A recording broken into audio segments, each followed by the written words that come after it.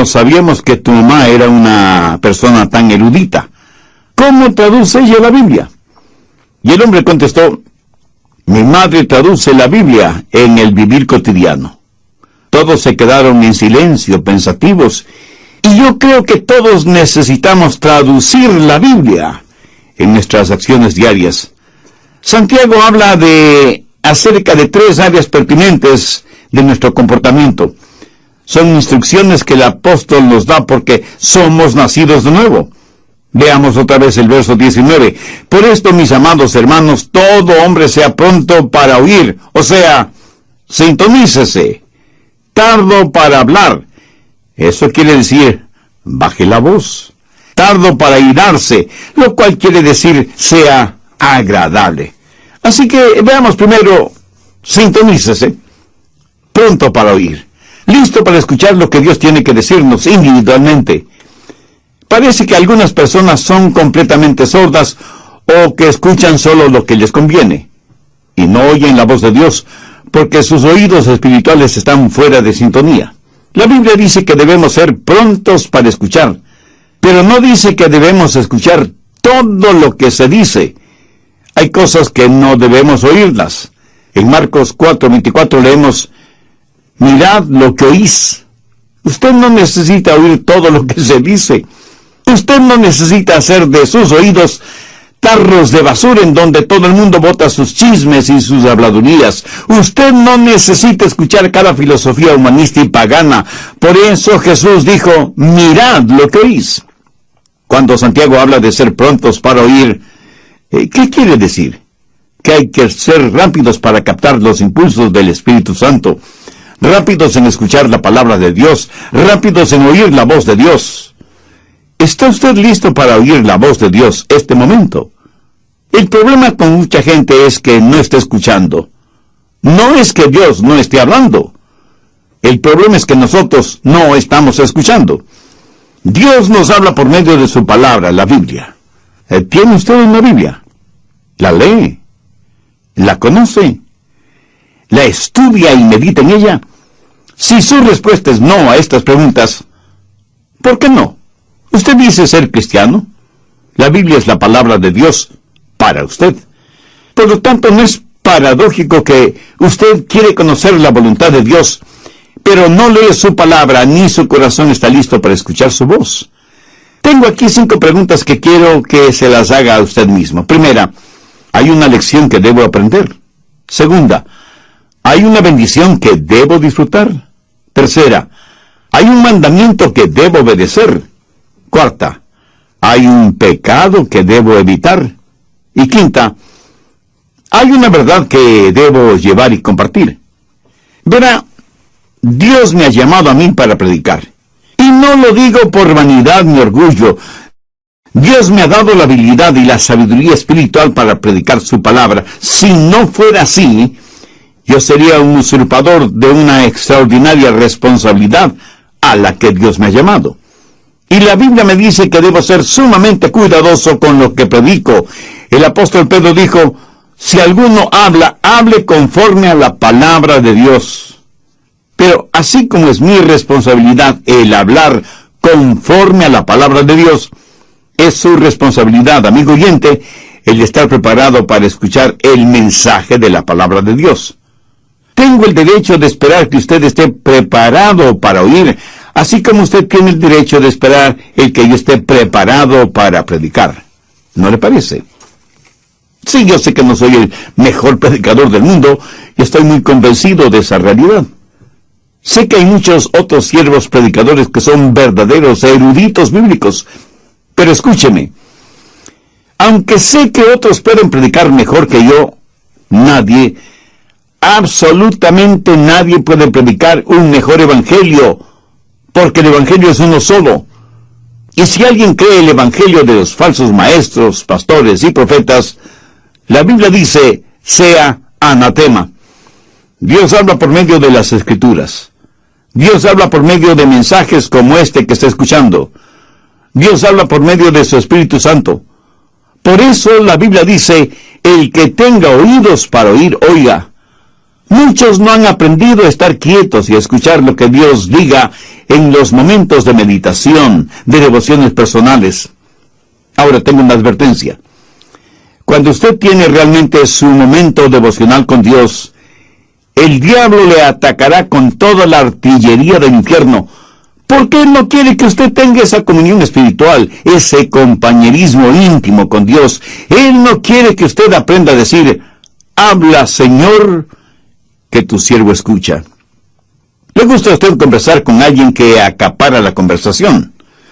Muchos de nosotros somos egoístas cuando se trata de la oración.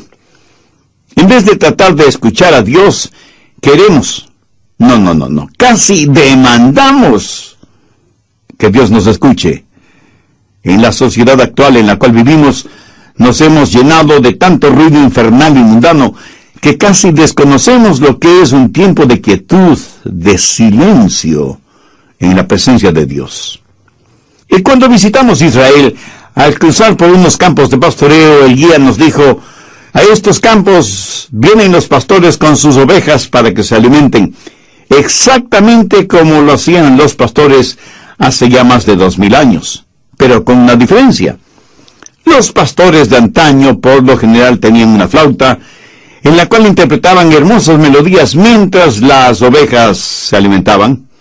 Hoy en día tienen radios transistores y iPods para escuchar lo que se les antoja escuchar, sea bueno o malo. Y yo, sonriendo, pensé, si David hubiera tenido uno de estos modernos inventos, estoy seguro que no hubiera escrito el Salmo 23. Santiago, en primer lugar, nos dice que el nuevo nacimiento da como resultado un nuevo comportamiento, que debemos estar sintonizados a la voz de Dios y que debemos ser prontos para oír. En segundo lugar, dice que debemos ser tardos para hablar. No solo que debemos estar sintonizados, sino que debemos pensar antes de hablar. ¿Por qué? Porque la verdad es que en general hablamos demasiado. Abrimos muchas cosas por equivocación, pero no tan frecuentemente como la boca. Es como si el apóstol estuviera diciendo, no hablen tanto como están acostumbrados a hacerlo. Busque Proverbios 10:19. En las muchas palabras no falta pecado, mas el que refrena sus labios es prudente. Matemáticamente existe la posibilidad de que mientras más hable, más pronto está a pecar con su boca.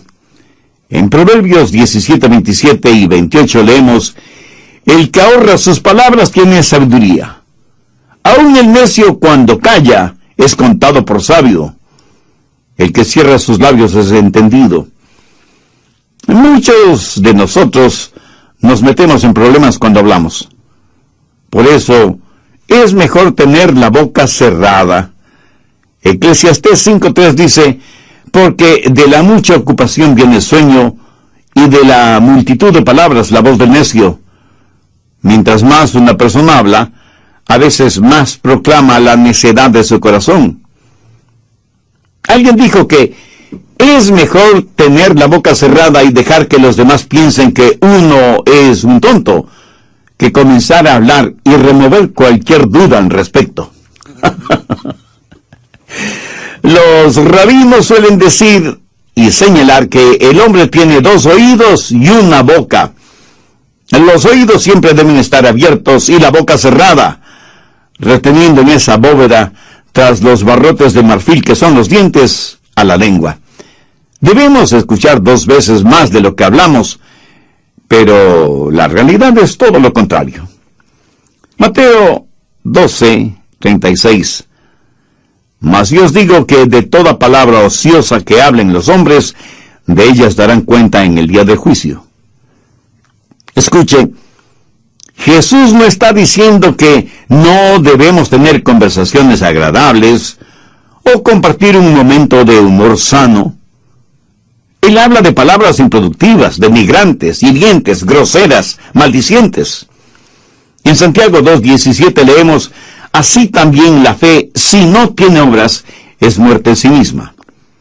La palabra muerta en este versículo es la palabra ociosa de Mateo 12:36. ¿Qué quiere decir esto? Que es improductiva, que no contribuye para nada, que es desanimadora en vez de edificadora. Prácticamente lo que Jesús dice es que si las palabras que decimos no ayudan, no edifican, sino que más bien son destructivas, y que de cada una de esas palabras daremos cuenta en el día del juicio. Aún el humor adecuado puede ser usado para romper el hielo en cualquier reunión, y puede ser agradablemente beneficioso. Pero el humor usado como burla o sarcasmo es denigrante. Dios no quiere que seamos agresivos ni groseros usando el humor. A veces hablamos de las cosas sagradas con labios mundanos y profanos. En el capítulo 13 de Mateo, los fariseos habían acusado a Jesús de que echaba fuera a los demonios por el poder de Beelzebú, el príncipe de los demonios. Por eso Jesús dio una advertencia. No es una advertencia contra palabras sabias y edificantes, sino contra palabras acusatorias dichas seriamente. ¿Ha pensado alguna vez en el daño que causan las palabras necias? ¿Sabe cuántos hogares han sido destrozados por palabras y expresiones inconvenientes? ¿Cuánta gente inocente ha sido enviada a la cárcel por las palabras deshonestas o el testimonio falso de otros? ¿Cuántos corazones han sido destrozados por promesas o palabras falsas? ¿Cuántas iglesias se han dividido por las palabras de unos contra otros? ¿Cuántas almas se han perdido porque la gente no ha aprendido a controlar sus lenguas? Una de las marcas de una persona nacida de nuevo es que su lengua está bajo el control del Espíritu Santo. Y la misma Biblia, que nos dice que seamos prontos para escuchar, nos dice que debemos ser tardos para hablar. Y las dos cosas son mutuamente incompatibles. Hay una antigua rima infantil que dice: el viejo búho vivía en un roble, mientras más veía, menos hablaba. Mientras menos hablaba, más escuchaba. ¿Y por qué no podemos ser como ese viejo búho? ¿Lo ve? Ese sabio búho había aprendido a escuchar. Muchos de nosotros nos asombraríamos de saber lo mucho que hablamos, y nos asombraríamos mucho más al saber que podemos hacer mucho bien a los demás, con menos de la mitad de lo que dijimos en todo el día. Salmo 141:3. Pon guarda a mi boca, oh Jehová, guarda la puerta de mis labios. Esta es una sabia manera de pedir ayuda a Dios para controlar sus palabras, de estar consciente de las cosas que dice. Entonces, Santiago hace énfasis en que las marcas de un nuevo cristiano son, primero, el que haya nacido de nuevo; segundo, que sea pronto para escuchar; y tercero, que sea tardo para hablar y para airarse. No solo debe estar en sintonía y bajar la voz, sino que debe ser agradable. Y el ser agradable no es más que la suma, el amalgamiento de las dos primeras características. Cuando una persona comienza a escuchar más y hablar menos, afecta su temperamento porque aprende a controlar su corazón. Porque cuando sus pensamientos son controlados y su lengua es controlada, entonces su temperamento es controlado. Por eso Santiago dice que debemos ser lentos para la ira. Tal vez los jovencitos modernos no sepan lo que ira significa.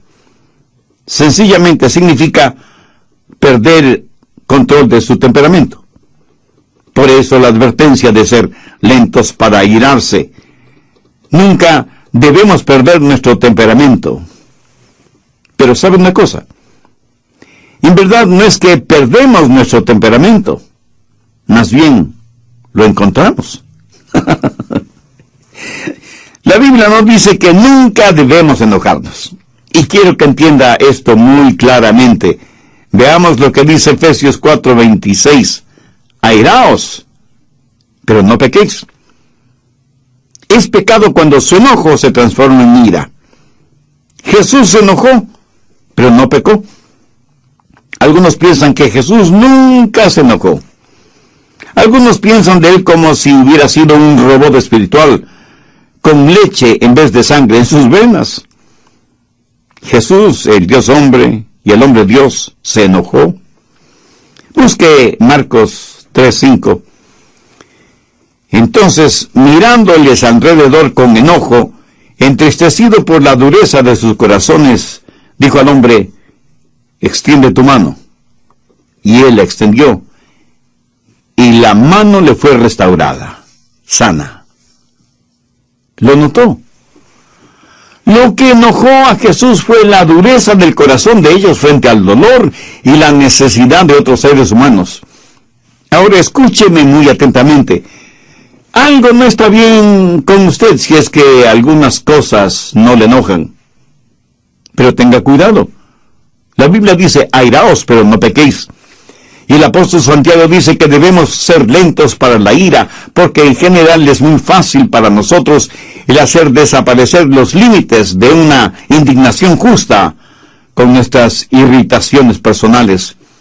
Recuerde que la ira de los hombres no obra la justicia de Dios, porque nuestras iras son irracionales, y aquello que es irracional no puede jamás ser justo.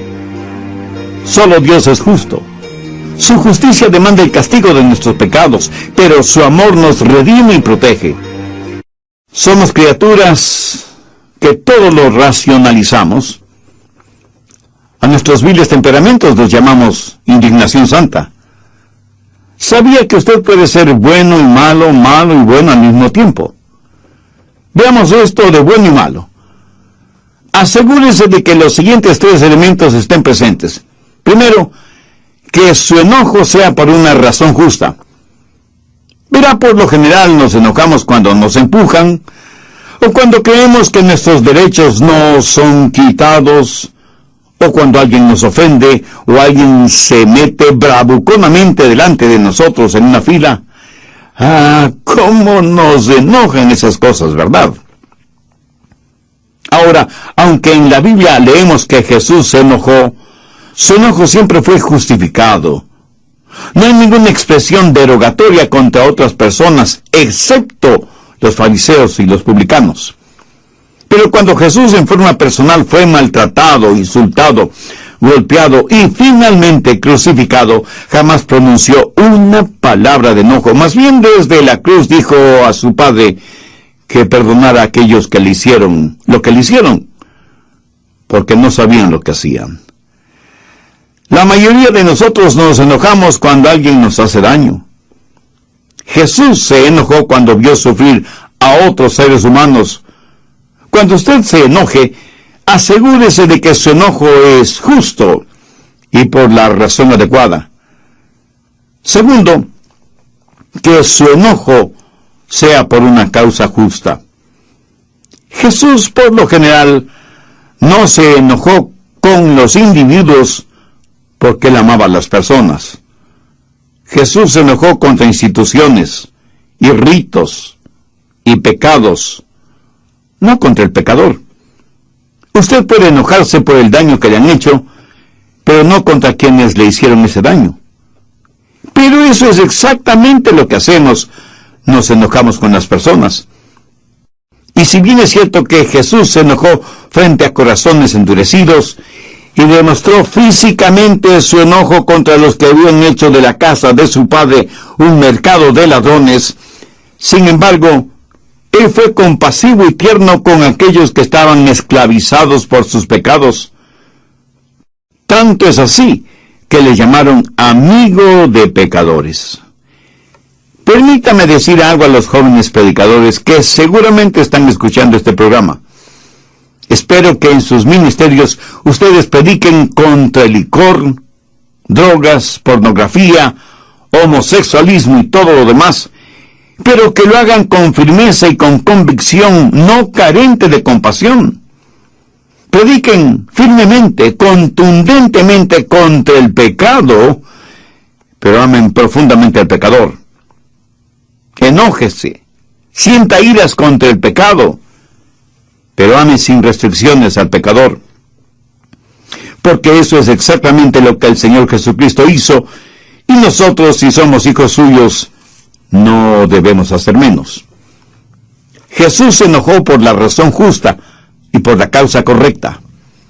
En tercer lugar, se enojó de la manera adecuada. Su enojo le hizo parte de la solución, sin agrandar más el problema. Mi amigo, cuando usted pierde su temperamento, de ninguna manera podrá ser parte de la solución, sino que se vuelve parte del problema. Recuerde que, como dice Santiago, la ira del hombre no obra la justicia de Dios. Cuando es el enojo de Dios, cuando el enojo es santo, entonces la justicia de Dios hará su obra. Es mejor aprender que cuando levantamos nuestra voz, también debemos levantar nuestras manos y hacer algo acerca de la situación. No se requiere ser muy inteligente para criticar.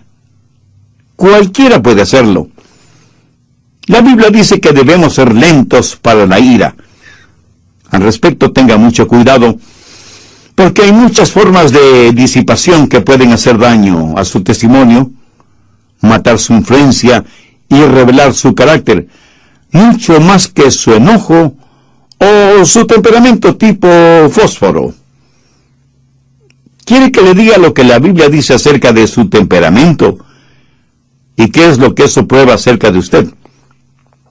Si usted tiene un fusible cortito, si usted es la clase de persona que explosiona por cualquier cosita, primero, usted es una persona que tiene una mente necia.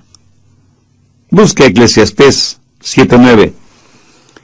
No te apresures en tu espíritu a enojarte, porque el enojo reposa en el seno de los necios. Y no vaya por ahí haciendo flamear su orgullosa superioridad intelectual, porque la Biblia dice que si usted es dado al enojo, usted no es nada más que un necio. Segundo, usted es una persona de carácter débil. Proverbios 16:32. Mejor es el que tarda en airarse que el fuerte, y el que se enseñorea de su espíritu que el que toma una ciudad. Algunos piensan que ser rápidos para enojarse y tener un temperamento violento es una señal de fortaleza. Algunos son verdaderos bravucones en sus casas, rompiendo y tirando las cosas al suelo, golpeando a sus esposas e hijos, manejando su vehículo como un verdadero maniático, cuando otro vehículo se le cruza súbitamente en la carretera. Lo que usted considera una señal de fortaleza, en realidad es un signo de infantilidad, de falta de madurez. Actúa como un bebé con un ataque temperamental. ¿Qué es lo que dice Eclesiastés 16:32? Mejor es el que tarda en airarse que el fuerte, y el que se enseñorea de su espíritu, que el que toma una ciudad. Cuando usted se enoja y pierde el control, está abriendo la puerta a toda clase de pecados que normalmente no los cometería. Dice cosas que usted sabe que no debe decirlas, y hace cosas que usted sabe no debe hacerlas. Busque Proverbios 29:22. El hombre iracundo levanta contiendas, y el furioso muchas veces peca. Cuando usted está furioso, sus pecados se van a multiplicar más de lo que usted piensa. Hará cosas negativas que ya no podrá deshacer. Dirá palabras que usted haría lo que fuera para no haberlas dicho. El momento que usted pierde su ecuanimidad mental, pierde el control de sus palabras y de sus acciones. Pero esto no le disculpa ni justifica delante de Dios. El hombre iracundo levanta contiendas y el furioso muchas veces peca.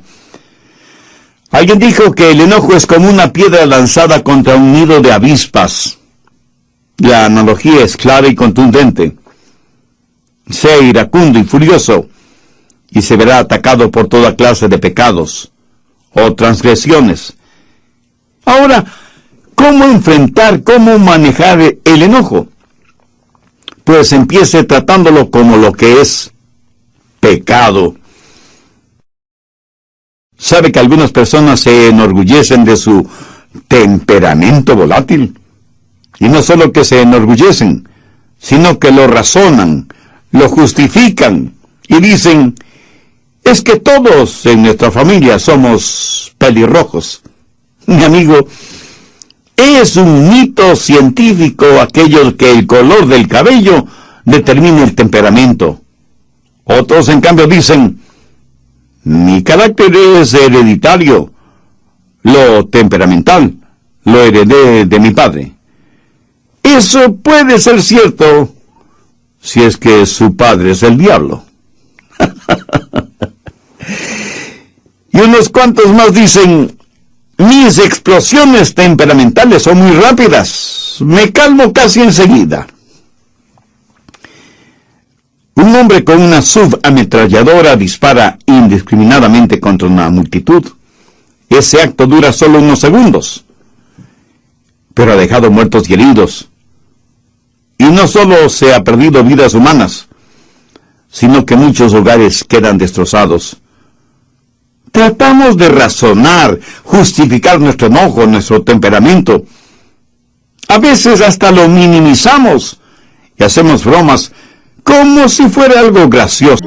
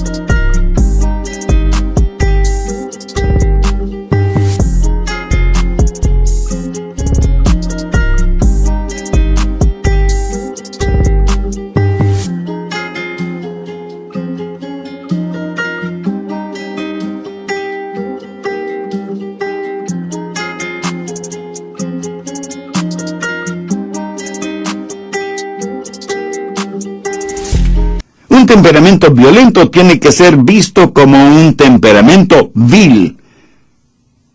Y aunque usted no lo crea, lo que usted dice y actúa bajo la influencia de su enojo y su tendencia a ver lo que hay en su corazón. Pues ponga atención a lo que dice y hace en un momento de enojo. Si usted está lleno de Jesús, Jesús le saldrá hasta por los poros de la piel. Y permítame decirle algo más. Usted no puede juzgar a una persona por lo que es, por sus acciones, porque esa persona puede haber planificado esas acciones. Pero mire sus reacciones a las cosas que no ha planificado, y usted sabrá con toda certeza de qué está llena esa persona. La única manera de controlar un temperamento descontrolado es teniendo el corazón lleno de Jesucristo. Como usted ya se habrá dado cuenta, Santiago es eminentemente práctico al aconsejar. Y aquí encontramos una pequeña pero fuerte cadena de 3 eslabones: sintonizar, bajar la voz y ser agradable. Verá, cuando comienzo a escuchar, cuando dejo de monopolizar la conversación, entonces aprendo a controlar mi temperamento, porque mis pensamientos y mis palabras tienen una forma de animar mi espíritu. ¿Sabía que usted puede animar a su espíritu con sus propias palabras? ¿Sabe que cuando verbaliza cosas buenas, usted se siente bien? Y que cuando verbaliza cosas negativas, usted se siente mal. Muchos de ustedes, si tienen la tendencia a argumentar con su cónyuge, por lo menos sea cuidadoso o cuidadosa con sus palabras. Se sorprendería al saber cómo sus palabras controlan su espíritu.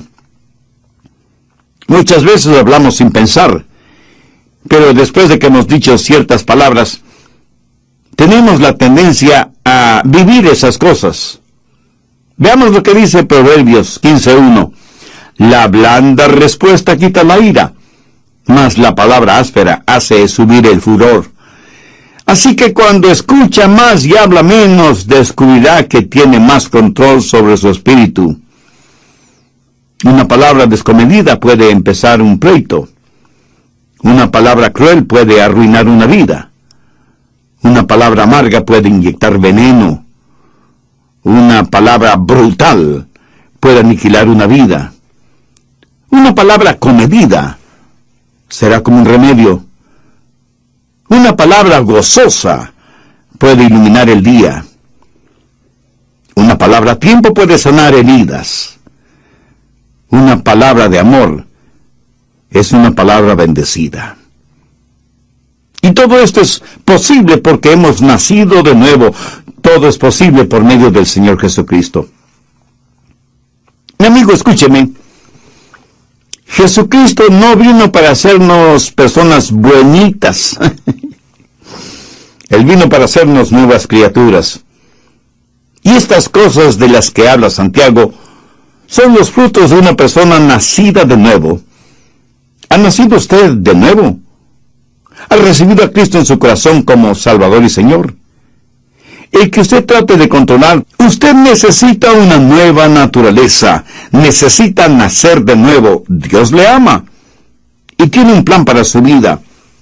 Jesús está llamando a la puerta de su corazón porque quiere darle nueva vida y hacerle una nueva criatura. Hace años en el río Mississippi, uno de sus puentes debía ser levantado para permitir el paso de los barcos. El hombre que estaba a cargo de ese puente tenía un trabajo muy importante: mover palancas, girar manijas, apretar botones para poner en funcionamiento los engranajes del puente para levantarlo y bajarlo nuevamente. El puente se movía sobre sus enormes bisagras para permitir el paso de barcos. Luego el encargado bajaba el puente para permitir el paso de los vehículos y los peatones.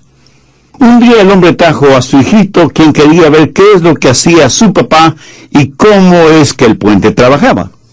El papá hizo su trabajo y los engranajes comenzaron a moverse y a levantar el puente para permitir el paso de un gran barco. Luego tenía que bajarlo rápidamente.